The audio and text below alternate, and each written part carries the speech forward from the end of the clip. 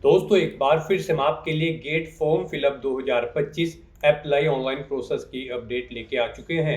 किस प्रकार से आप गेट 2026 एग्जाम के लिए अपने फॉर्म अप्लाई कर सकते हो, स्टेप बाय स्टेप कंप्लीट जानकारी आपको इस वीडियो में दी जाएगी। लास्ट डेट की अपडेट है, केवल एक ही दिन शेष रह गया है। आप जल्द से जल्द अपना फॉर्म अप्लाई कर ले, कहीं मौका हाथ से छूट न जाए। अंतिम समय में आपको कोई भी ऐसी गलती या फिर मिस्टेक नहीं करनी होगी जिसको करने से आपका फॉर्म रिजेक्ट हो सकता है। ऑनलाइन आवेदन करते समय अगर आपके सामने कोई भी टेक्निकल प्रॉब्लम आ रही है तो उसका हल भी आपको इस वीडियो में मिल जाएगा। फॉर्म अप्लाई करते समय आप अपनी बेसिक डिटेल किस प्रकार से फिल करोगे, कैसे एजुकेशनल डिटेल फिल करोगे, फोटोग्राफ, सिग्नेचर, डॉक्यूमेंट कैसे और कितने केबी में आपको अपलोड करने होंगे, फीस पेमेंट करते हुए रजिस्ट्रेशन से लेकर प्रिंट तक आपको किस प्रकार से अपना फॉर्म अप्लाई कर लेना होगा। पूरी जानकारी के लिए आपको ये वीडियो शुरू से लेके एंड तक बिना स्किप किए हुए देखनी होगी। इस वीडियो को कंप्लीटली देखने पर ही आपके सभी सवाल और डाउट क्लियर होंगे। तो चलिए दोस्तों, बिना कोई वक्त कमाए शुरू करते हैं गेट 2026 फॉर्म फिलअप की पूरी जानकारी।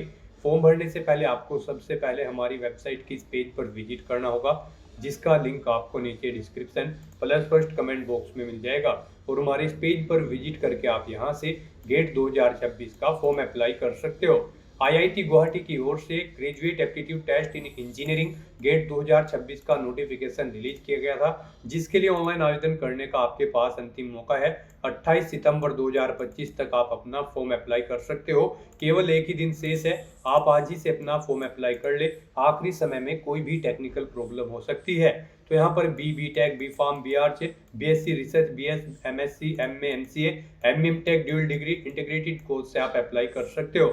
फीस जनरल ओबीसी डब्ल्यूएस के लिए 2000 है, एससी एसटी पीएच फीमेल के लिए 1000। फेज सेकंड लेट फीस के साथ में आपको जनरल ओबीसी डब्ल्यूएस को 2500 रुपये फीस जमा करनी होगी। SC ST pH all category female के लिए 1500 है। ऑनलाइन मोड से आप अप्लाई करोगे। गेट 2026 iitg.ac.in ये इसकी ऑफिशियल वेबसाइट है, जिससे आप फॉर्म अप्लाई करोगे।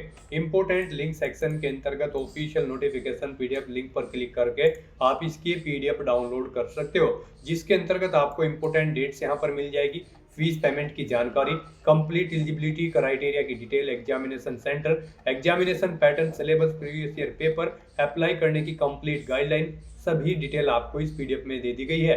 तो ऑनलाइन आवेदन करने से पहले आपको स्टेप बाय स्टेप ये पीडीएफ रीड आउट करना अनिवार्य है। इसको पूरा पढ़ने से ही आपके सभी सवाल और डाउट क्लियर होंगे। पीडीएफ रीड आउट करने के बाद में आपको अप्लाई ऑनलाइन लिंक पर क्लिक करना होगा, तो आपके सामने ऑनलाइन आवेदन करने का ये ऑफिशियल पोर्टल ओपन हो जाएगा। गाइस, यहाँ पर अगर आपने पहले से रजिस्ट्रेशन कर रखा है तो आपको अपनी इनरोलमेंट आईडी यहाँ पर एंटर करनी है, अपना पासवर्ड आपको एंटर करना है, इस कैप्चा कोड का आंसर आपको यहाँ पर एंटर करना है और उसके बाद फिर आपको लॉगिन की स्टेप पर क्लिक करते हुए अपने डैशबोर्ड में लॉगिन करके अपना फॉर्म अप्लाई कर लेना है। और अगर आप यहाँ पर गेट 2026 के लिए फर्स्ट टाइम अप्लाई करने जा रहे हो तो सबसे पहले यहाँ पर आपको अपना रजिस्ट्रेशन करना होगा। उसके लिए आपको यहाँ पर रजिस्टर हियर की स्टेप पर क्लिक करना है। फिर आपके सामने यहाँ पर रजिस्ट्रेशन का फॉर्म स्टार्ट हो जाएगा। यहाँ पर आपको अपनी बेसिक डिटेल्स प्रोवाइड करते हुए अपना रजिस्ट्रेशन करना है। सबसे पहले यहाँ पर आपको अपना फर्स्ट नेम एंटर करना है, मिडिल नेम, लास्ट नेम है तो वो आप एंटर कर दे। फिर यहाँ पर आपको इन फील्ड्स के अकॉर्डिंग आपका कंप्लीट नेम शो कर दिया जाएगा। फिर आपको यहाँ पर कंफर्म के इस ऑप्शन पर क्लिक करते हुए अपना नाम कंफर्म कर लेना है। आपका नाम यहाँ पर आपके फोटो आईडी के अकॉर्डिंग होना चाहिए, जैसे कि आपके आधार कार्ड या फिर पैन कार्ड या फिर वोटर आईडी कार्ड पर आपका नाम अंकित है, वही नाम यहाँ पर आपको एंटर करके उसे कंफर्म कर लेना है। फिर यहाँ पर आपको अपना ईमेल एड्रेस एंटर करना है, वही ईमेल एड्रेस आपको एक बार फिर से एंटर करके उसे कंफर्म कर लेना है। उसके बाद यहाँ पर आपको अपनी कंट्री सिलेक्ट कर लेनी है, आप इंडिया से बिलोंग करते हैं या फिर आउटसाइड ऑफ इंडिया किसी अदर कंट्री से। फिर यहाँ पर आपको अपना मोबाइल नंबर एंटर करना है, वही मोबाइल नंबर आपको एक बार फिर से एंटर करके उसे कंफर्म कर लेना है। उसके बाद गाइस यहाँ पर आपको अपना पासवर्ड एंटर करना है। पासवर्ड यहाँ पर कोशिश करें कि आपका पासवर्ड अल्फा न्यूमेरिक फॉर्मेट में हो, मीन्स आपके पासवर्ड में कम से कम एक अपर केस कैरेक्टर, एक लोअर केस कैरेक्टर, एक इंटीजर नंबर और एक स्पेशल कैरेक्टर जैसे कि @ या फिर डॉलर होना चाहिए। तो इस फॉर्मेट में यहाँ पर आपको अपना पासवर्ड एंटर करना है, वही पासवर्ड आपको कंफर्म पासवर्ड फील्ड में एंटर करके अपना पासवर्ड कंफर्म कर लेना है। इस कैप्चा कोड का आंसर आपको यहाँ पर एंटर करना है और उसके बाद फिर गाइस यहाँ पर आपको रजिस्टर की स्टेप पर क्लिक कर देना है। इस तरह से यहाँ पर आपका रजिस्ट्रेशन सक्सेसफुली कंप्लीट हो जाएगा। आपके रजिस्टर्ड मोबाइल नंबर और ईमेल आईडी पर एक इनरोलमेंट आईडी आपको प्रोवाइड कर दी गई है। आपको उसे केयरफुली नोट डाउन करके रख लेना है और उसका यूज करते हुए अब यहाँ पर आपको लॉगिन करना है। यहाँ पर गाइज अब आपको अपनी इनरोलमेंट आईडी एंटर करनी है, अपना पासवर्ड आपको एंटर करना है जो पासवर्ड आपने रजिस्ट्रेशन करते हुए क्रिएट किया था। फिर आपको इस कैप्चा कोड का आंसर यहाँ पर एंटर करना है और फिर उसके बाद आपको लॉगिन की स्टेप पर क्लिक करते हुए अपने डैशबोर्ड में लॉगिन कर लेना है। लॉगिन करने के बाद आपके सामने आपका डैशबोर्ड कुछ इस तरह से शो होगा। अब यहाँ पर आपसे पूछा गया है कि क्या आपने गेट 2026 का इंफॉर्मेशन ब्राउचर केयरफुली रीड कर लिया है, तो यहाँ पर अब आपको इस चेकबॉक्स को ओके करना है और उसके बाद गाइज आपको फिर start filling GATE 2026 application form की स्टेप पर क्लिक कर देना है। अब यहाँ पर आपका गेट 2026 का फॉर्म स्टार्ट हो चुका है।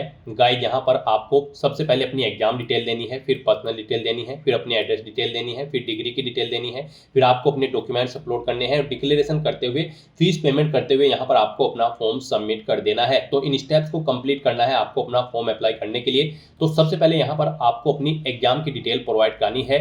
यहाँ पर आप सबसे पहले सेलेक्ट करें यहाँ पर आप कितने टेस्ट पेपर के लिए अप्लाई करने जा रहे हो, यानी कि आप कितने टेस्ट पेपर के लिए अप्लाई करना चाहते हो गेट 2026 एग्जाम में पार्टिसिपेट करने के लिए, 1 या फिर 2।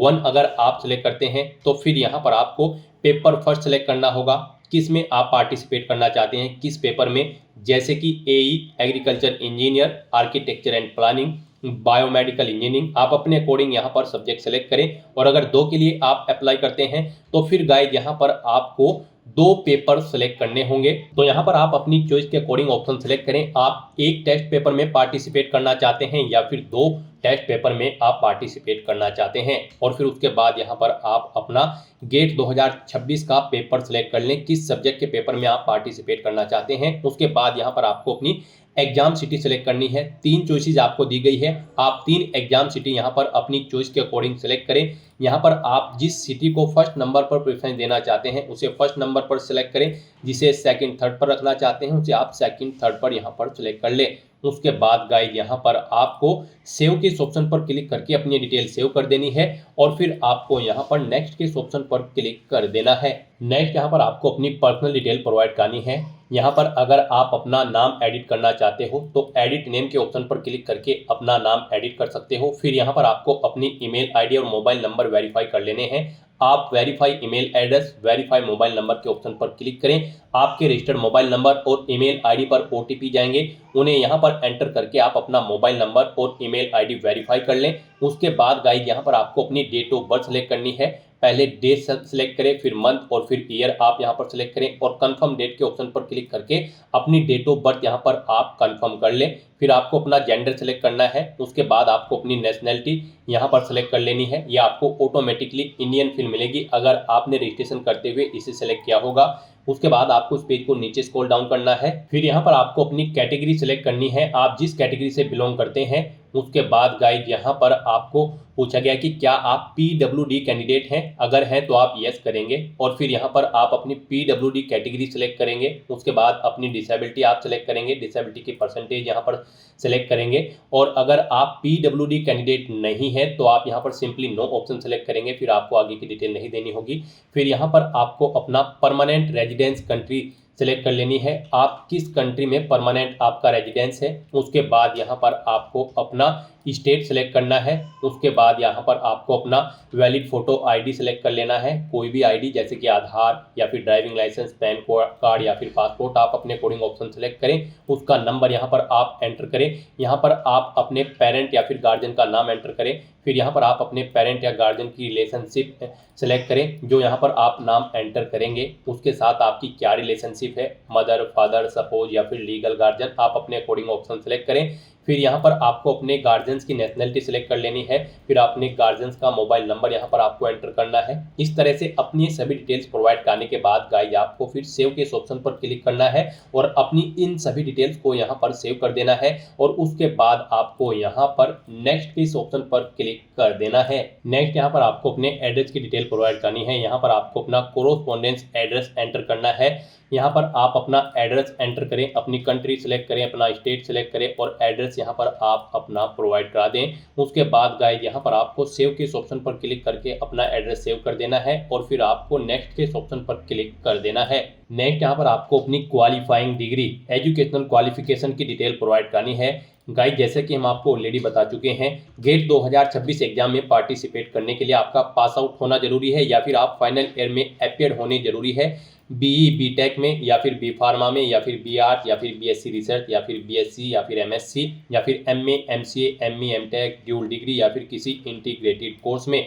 तो यहाँ पर आपको अपनी डिग्री की डिटेल प्रोवाइड करनी है, क्वालिफाइंग डिग्री की, जो कि इस एग्जाम में पार्टिसिपेट करने के लिए रिक्वायर्ड है। सबसे पहले यहाँ पर आपको अपना कॉलेज का पिन कोड देना है। यहाँ पर पिन कोड से मतलब है आपका कॉलेज जिस भी जिले में डिस्ट्रिक्ट में है उसका पिन कोड यहाँ पर आपको दे देना है। उसके बाद यहाँ पर आपको कॉलेज या यूनिवर्सिटी की कंट्री सेलेक्ट करनी है, किस कंट्री में आपका कॉलेज या फिर यूनिवर्सिटी है, वो फिर स्टेट सेलेक्ट करना है।